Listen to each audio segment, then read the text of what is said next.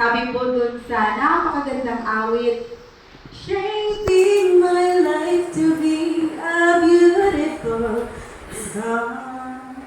Diba? Napakabuti ng Panginoon na sinishape niya ang ating buhay sa tamang landas na kanyang gusto. Kagaya po ng ating leksyon kanina sa ating Sabbath School, ano nga po yun? Tungkol po yun sa himala. Naniniwala po ba kayo na ako ay isang himala? Yes. Amen po ba? Amen. God is good.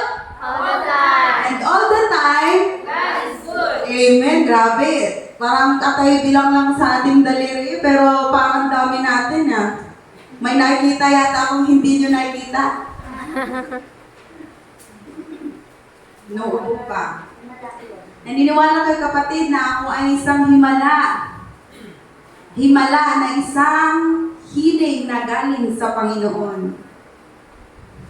So, ito mga kapatid, ako po ay natasan. Hindi naman nasa naatasan.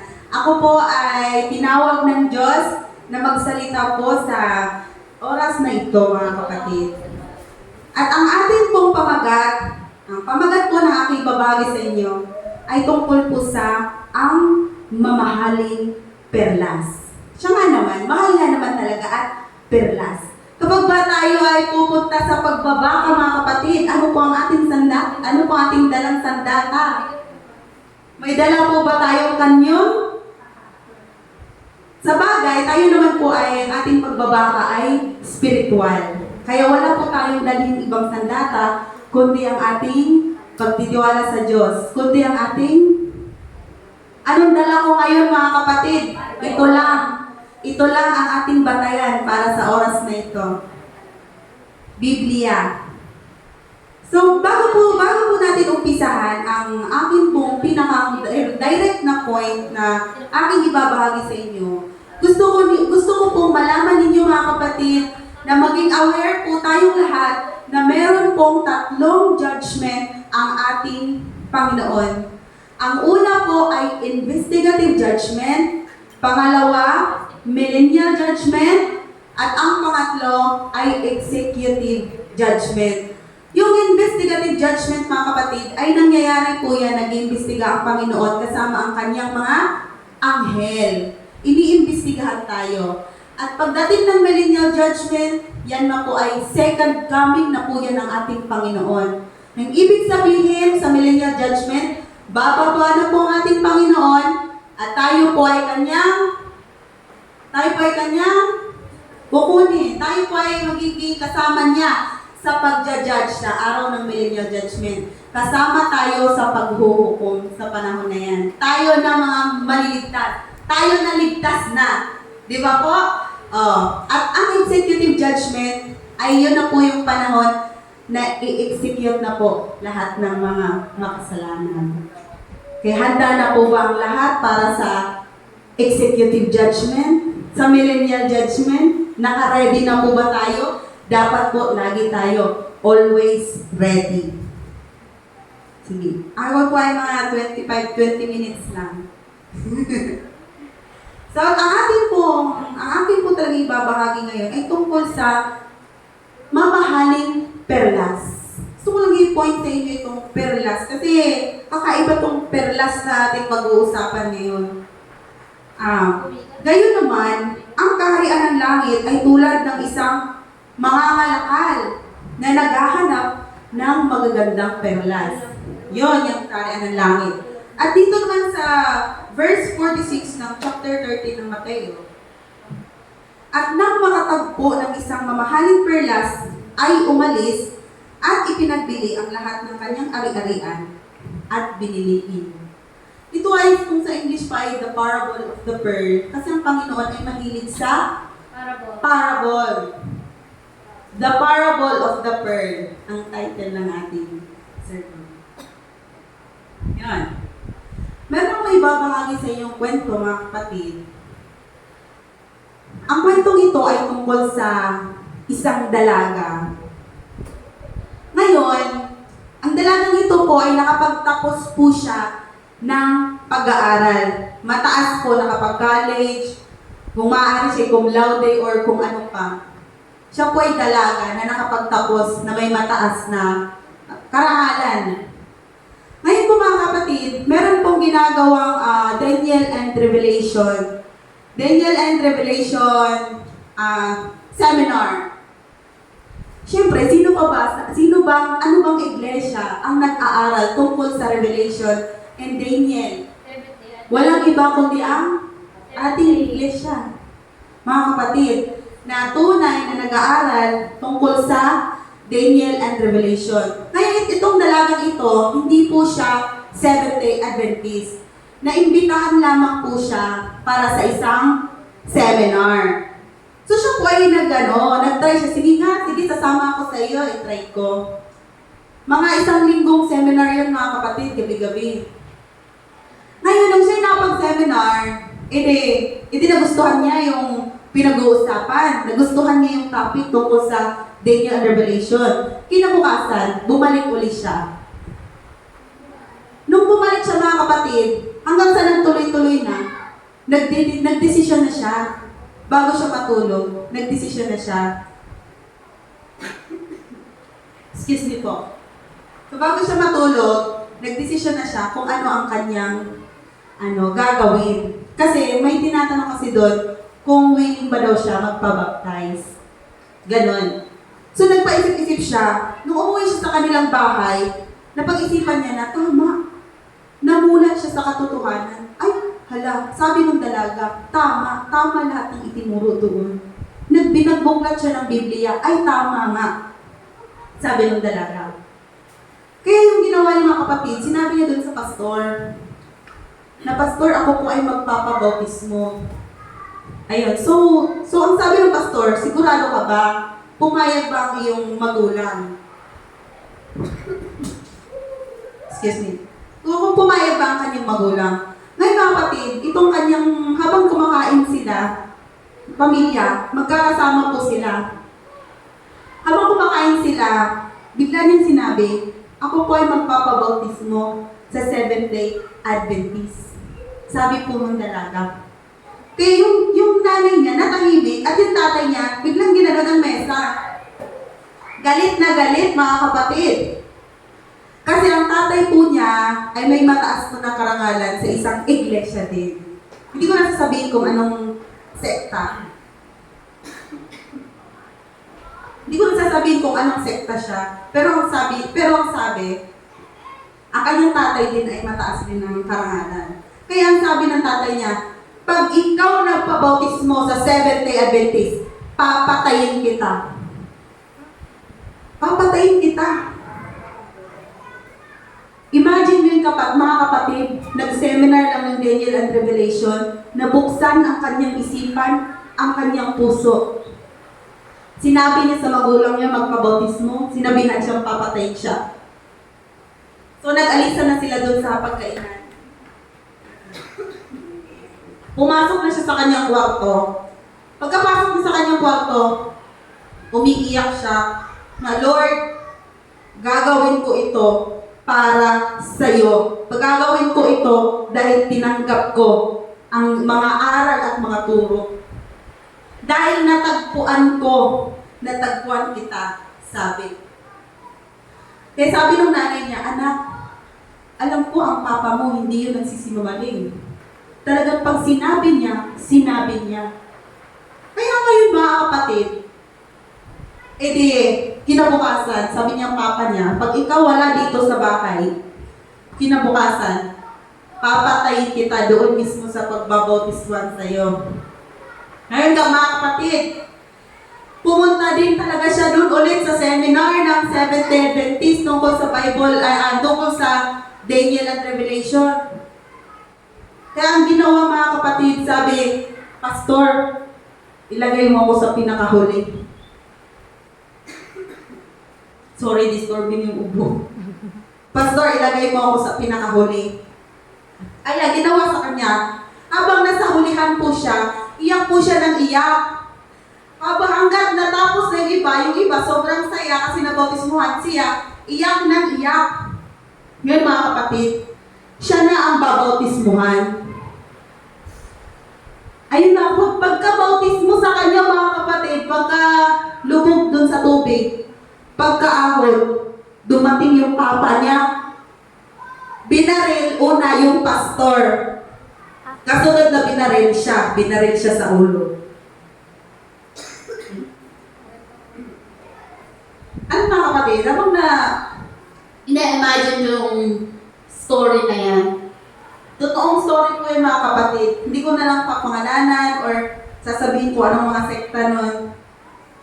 Pero yan ay totoong buhay. Alam niyo mga kapatid, nung time na narinig ko ang story na yan sa sermon ni Brother Jim Lumingkit, napaluha ako. Sabi ko, kasi nung time na yun, nagkasakit ako eh. May karamdaman ako na pinagdadaanan, which is dinaanan ko na.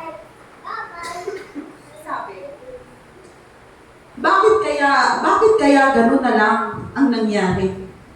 Diba? May mga bagay talaga na nangyayari sa buhay natin na bigla-biglaan na lang. Parang ako. Isa lang akong himala. Ano lang ba ako? Sino ba ako? Ang Diyos ba ay namimili ng tao? Hindi. Hindi po nagtatama ang ating Diyos. Pero ang halimbawa ko yung dalaga mga kapatid, ay ihahalimbawa ko siya dito sa natagpuan niya ang mamahaling perlas. Na lahat ng kanyang tinatangkilik ay ipinagbili po niya.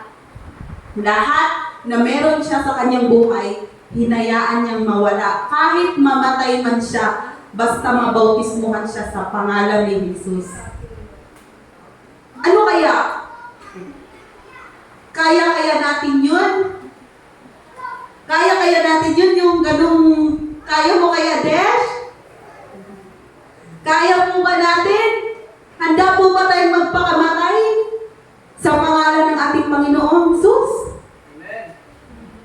Ano po? Kasi imagine niyo mga kapatid, ang taas na ng narating niya sa buhay, mayaman sila, pero handa niyang isakripisyo lahat ng mga yun. Kasi nga po, ang magtiis hanggang wakas ng kanyang buhay, siya magligtas po kaya siya? Ligtas po kaya siya? Ligtas po siya kasi sa Daniel and Revelation, tinuturo po doon na kung ikaw ay sumampalataya, ibigay mo ang kanyang buhay, meron kang pagtitiis, ligtas ka. Nagtiwala po siya. Meron bang sampalatayang tawag sa kanya? Yes. Meron mga kapatid. Kaya na lang nung narinig ko yung story niya, sabi ko, napaiyak ako. Samantalang sabi ko sa sarili ko, samantalang ako na alam ko ang katotohanan, binabaliwala ko lang. Winawalang bahala ko. Kasi busy ako eh. Busy ako sa buhay ko, busy ako mga panahon na yon sa buhay ko, kung ano lang gagawin ko para lang magkapera ako, para itaguyod sa aking pamilya. Ngayon nabasa ko sa Mateo, huwag kang mabalisa sa iyong kinabukasan. Di ba nga po sabi, huwag po kayong mabalisa sa inyong mga kinabukasan. Hayaan nyo ang kinabukasan ng mabalisa sa inyo. Lagi nating tatandaan na ang ating Diyos ang ating great provider. Siya ang naglalang sa atin. Hindi pa natin sinasabi, alam na niya kung ano yung kailangan natin. Diba? Ayun mga kapatid.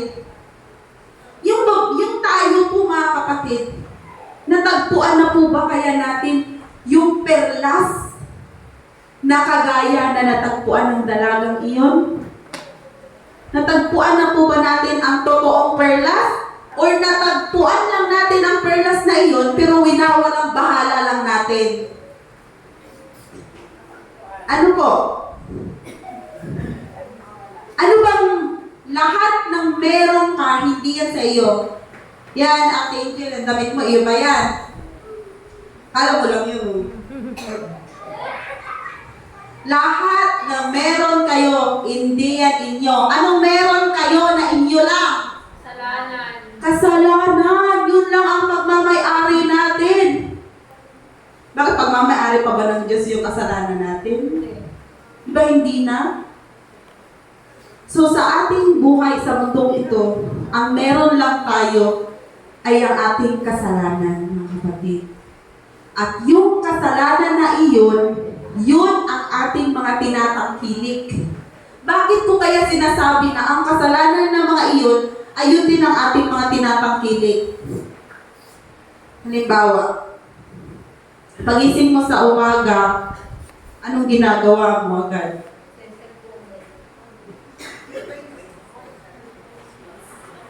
Pagkagising sa umaga, nandito yung Bible, nandito yung cellphone. Check lang naman ang oras. Pagkagising, check ko ang oras. Ting, ay, si ano, nag-chat. Titignan ko nga. Mamaya napalipat na sa ano. Wala na, nakalimutan na panalangin. Naka-Facebook, nakapag-reels na. Tapos maya-maya naalala mo, ay hala, magpe-pray pala ako. Anong nangyari? Naging second option na lang natin. Ano po? Oh, hindi man ako perfecto na nagsasabi na ako ay ganon ang aking ginagawa. Pero tatanggihan po natin ang ating sarili, ang ating makasalanan na ating budhi. Sorry po. Tatanggihan po natin ang ating makasariling kagustuhan, ang ating laman. Kasi ang pagkakaroon ng kaalam na galing sa Diyos ay merong pagtitiis. At pag merong kang pagtitiis, sa 2 Pedro mga kapatid, mga mababasa ninyo, ang merong pagtitiis ay magkakaroon ng kabanalan. Kaya, sana yun? Ayun. At nang makatagpo ng isang mamahaling perlas, ay umalis at ipinagbili lahat ng kanyang ari-arian at binili iyon. Ano kaya yun? Sa pamamagitan po ng pagbautismo, ipinagbili na niya ang kanyang mga kasalanan. Nung nabautismohan siya, ipinagbili na niya ang kanyang mga kasalanan. Pagkaahon niya mga kapatid nung dalaga, siya ay isang panibago na. Diba? Nakakaano ang story ng gano'n na talagang handa kang mamatay para sa Panginoon. Kasi natagpuan mo yung mamahaling perlas na yun. Ano ba ang perlas na iyon? Yun ang katotohanan, ang salita ng Diyos. Yun ang Panginoon, ang Diyos ang totoong perlas.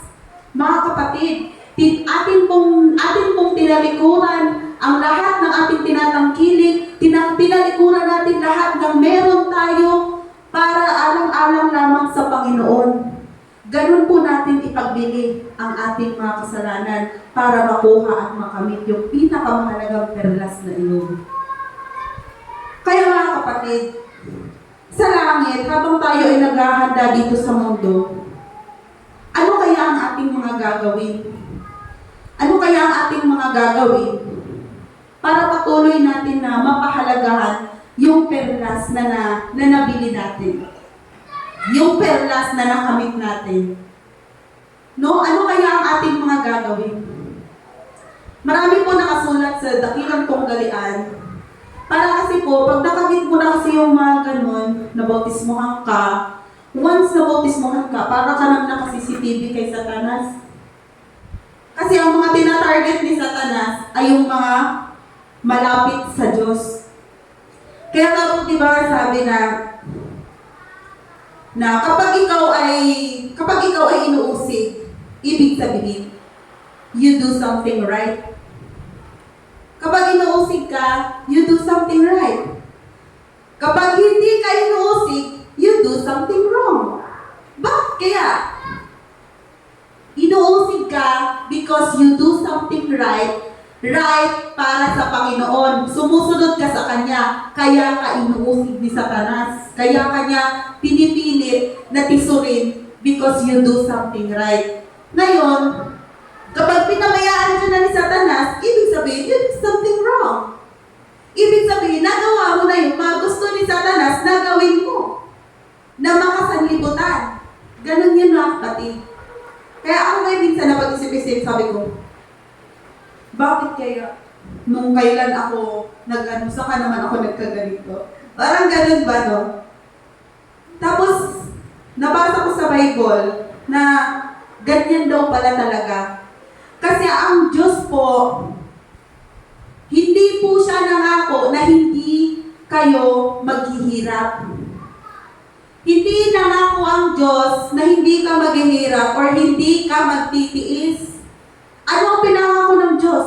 Ang pinangako ng Diyos, hindi kanya pababayaan.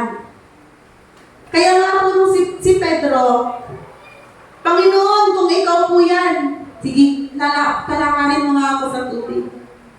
So anong ginawa? Di ba nakalakad po siya? Ngayon, lumingon po si Pedro at siya ay mayabang kasi nakalakad siya sa tubig. Na-amaze, umanon siya. Kaya ang nangyari sa kanya, nahulog siya. Nahulog siya doon. Pero anong nangyari mga kapatid? Hinayaan ba siya? Hindi siya hinayaan. Kaya nga God allows you to fall, but never allow you to drown. Hindi kanya hayaang malunod. Hayaan ka niyang magtiis, hayaan ka niyang mahulog, pero hindi kanya hahayaan na malunod ka. Kaysa dami-dami ng mga problema natin sa buhay, dami-dami problema. Minsan kasi ang problema ang naging center sa ating mga buhay eh. Kasi sa mga panahong ito na po ay mga last day events na. Nasa last day events na po tayo. Sa Mateo 24, kung ating pag-usapan, Mateo 24 and the last day events, connected po dito sa ating mahalagang perlas. Kasi marami na po ang manliligaw. Ano pa po yung mga tanda ng Diyos ng kanyang siya ay dadating? Marami ang manliligaw. Marami ang gagamit sa pangalan ng Panginoon. At marami pa. Kaya mga kapatid, ang gustong imensahe sa atin ng Panginoon na magpakatibay tayo sa katotohanan na meron tayo. At once natagpuan na natin ang mahalagang perlas na ito, atin po itong i-priority. Atin po itong first priority sa ating buhay. Hindi man ibig sabihin na hindi na tayo maghanap buhay. No? Hindi man sa ganon. But at least sa ating character, nakikita, na-apply natin. Halimbawa lang, ang bait-bait sa simbahan. Di ba? Tapos pag labas na sa simbahan, iba na ang ugali. Ay, sorry po. Pero totoo po yan, na dapat po talaga ang gusto ng Diyos sa The Ministry of Healing, kung babasahin niyo The Ministry of Healing, meron po doon na gusto ng Panginoon na maging kagaya tayo sa kanyang character. Christ-like character. Kasi kung hindi po natin makamit, kung hindi natin ma-apply sa ating buhay ang pagiging Christ-like character, kung hindi natin ma-apply, matitisod tayo. Kasi bakit? Ayaw naman ng Diyos na makasindi. Ano ba ang Christ-like character? Mapagkumbaba, mapagmahal, hindi mataas ang pride niya. Marami. Lahat ng kabutihan na meron ay nasa Panginoon na hindi man natin yun kayang gayahin lahat yung karakter ng ating Panginoon, pero yun ang nagpapaliwanag sa atin habang tayo ay naglalakad. Hindi man kasi iba-iba yung talent natin eh. Merong good listener, merong good speaker, good singer, merong good, basta iba-iba. Lahat tayo merong kanya-kanyang mga kakaiba na gawain, mga talent. Ngayon, maglalakad ka. Parating na ang Diyos, araw-araw ka maglalakad sa daan? Hindi, mga kapatid. Atin po itong may hahayag sa pamamagitan po ng ating the way we talk, the way we walk, the way we dress, lahat. The way na makalangit na ating gagawin. Kasi bakit makalangit? Kasi tayo ay naghahanda na. Kasi malapit na dumating ang ating Panginoon. Sa dakilang tunggalian, mga kapatid, mababasa ninyo, once hindi na kayo nagbabasa ng Bible, once hindi na kayo nagbabasa ng Bible, napakadali nyo na lang kunin, napakadali na lang natin kunin ni Satanas para sumunod tayo sa Kanya. Diba? Ayaw ko sumunod kay Satanas. Gusto mo? Ayaw natin sumunod kay Satanas. Pero hindi natin nalalaman na umaabot na pala tayo sa kanyang daan. Diba? Marami po. Maraming mga paraan na hindi natin alam, umaabot na pala tayo sa daan ni Satanas. Ano nga ba ang tukso ni Satanas sa ating Panginoon dun sa ilang? Gawin mo itong bato. Pag nagugutom ka, sabihin nakawin mo yung ano. Sabi ng bad na isip mo, sabi nga ni Dr. Mateo, meron tayong dalawang mind. Sa unang mind natin is negative, ang pangalawa is positive. Ayan, i-share ko po yan sa inyo sa kaalawang pagkalusugan yan, na meron tayong dalawang mind.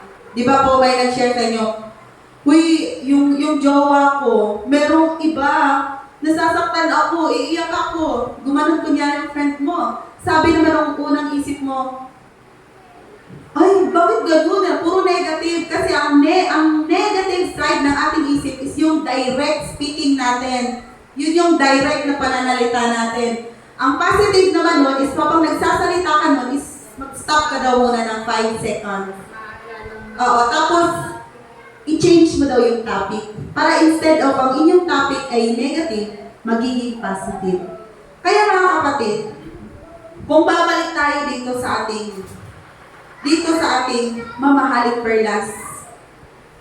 Ang mamahaling perlas na ating Panginoon, na ating tinanggap sa ating buhay, ay maging isang Christ-like character na kaya natin, handa natin ipagbili lahat ng ating tinatangkilik, lahat ng ating mga kasalanan para sa ating Panginoon.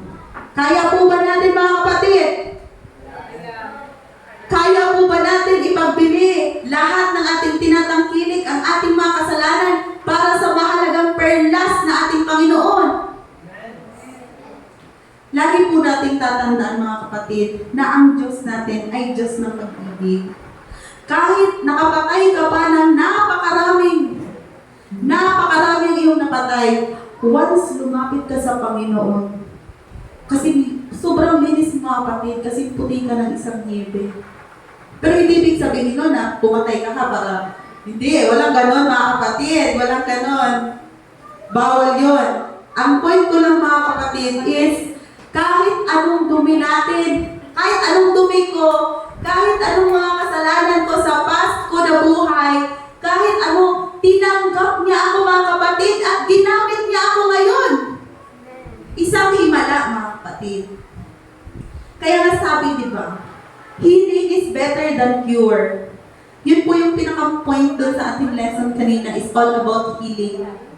Healing is better than cure. Because ang healing mga kapatid ay hindi niya lang pagagalingin. Ang Panginoon ay hindi siya nag-cure. Naniniwala po ba kayo hindi nag-cure ang ating Panginoon? Ako mga kapatid, naniniwala ako na ang Panginoon, ang kanyang ginagamit sa kanyang mga himala ay healing. Bakit kaya? Bakit healing? Kagaya ko, ako, ang ginamit ng Panginoon sa akin ay healing. Kasi hindi niya lang pinagaling kung ano yung aking sakit. Pinagaling niya rin ang aking physical, ang aking mental, higit sa lahat mga kapatid ang aking spiritual.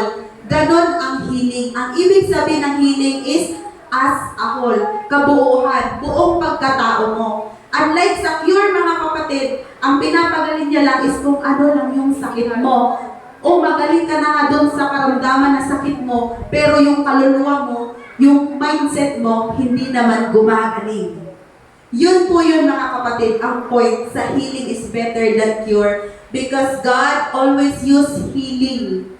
Laging healing ang ginagamit ng Panginoon. Kasi pag once sumampalataya ka, magbabago pati mindset mo, pati spiritual mo, yung faith mo nababago. Kaya lagi po natin tatandaan mga kapatid, na itong mahalagang perlas na ito, ay hindi ito basta-basta perlas lang. Ito ay makalangit na perlas. Kaya tayo po bilang mga Seventh-day Adventist, ang ibig sabihin ng Seventh-day Adventist, ng Adventist, di ba, ang ibig sabihin ay naghihintay sa ikalawang pagparito ng ating Panginoon. Ano nga bang ginagawa natin habang naghihintay? Kagaya ba sa 10 virgins? Yung 5 mama na, oo, naniniwala nga, sumisimba, naniniwala sa Diyos, ginagawa naman yan tungkulin. Pero ang kanilang puso naiwan sa sanlibutan. Baka mangyari sa atin na, ay matagal pa naman ang Panginoon, mag-party muna ako. Mag-party muna ako at matagal pa naman ang Panginoon. Ngayon biglang dumating ang Panginoon. Wala na. Yung perlas na tinakwil mo, wala na. Diba? Kaya lagi nating tatandaan na sa ating buhay, sa mundong ito mga kapatid, ay meron po tayong pagtitiis. Dahil ang pagtitiis, ang merong pagtitiis ay magkakaroon ng kabanalan. Sa 2 Peter, at kapag meron ka pong pagtitiis, kabanalan, magkakaroon ka ng kaalam sa Diyos, at pag meron ka niyan sa iyong buhay, ina-apply mo sa iyong buhay, ay hindi ka matitisod, mga kapatid. Imagine nyo po, magtiis lang tayo. Kaya nga sa Mateo 11:28, ang magtiis hanggang wakas, ang siyang maliligtas. Kaya hanggat nabubuhay tayo, magtiis tayo sa ating Panginoon. May dumadaan man ng mga taghirap sa ating buhay, pero yung mahalagang perlas na yun, hindi kanya pababayaan. Magtiwala ka lang sa Kanya. Kaya bago po ako magtapos mga kapatid, gusto ko lang po na ipaalala sa inyo na ang buhay po natin ay hindi po atin. Hindi po permanente ang ating buhay kasi hindi po tayo taga rito. Tayo ay mga turista. Mga turista. Pero habang nagtuturista tayo sa mundong ito, tayo ay nag-iibanghelyo because we are born to be a missionary. We are missionaries of the Lord. Tayo ang tagahasik ng binhi ng Panginoon. Tayo ang ginamit niya. Kaya mga kapatid, sinasabi ko sa inyo, katotohanan sinasabi ko sa inyo mga kapatid, na napakalapit na po ng pagdating ng ating Panginoon. At ang trigo ay iipunin na. At yung mga ipa, itatapon ang mga ipa. Yung puno ng ubas ay ang ating Panginoon. Yung sanga, tayo. Anong ginagawa sa mga sanga na nalantanan? Di ba iniipon tapos sinusunog? Ganun po ang mangyayari sa ating sa ating executive judgment. Kaya huwag po natin nahayaan na mapasama po tayo dun sa mga tuyong sanga na yon. Dapat patuloy tayong magsasanga. Patuloy tayong magsasanga para tayo ay magbat ay bumunga. At lahat ng ating paghihirap, though hindi man sila nakikinig, or malay niyo mga kapatid, ako hindi rin ako nakikinig noon, pero tignan niyo ako ngayon, ginamit na ako ng Panginoon.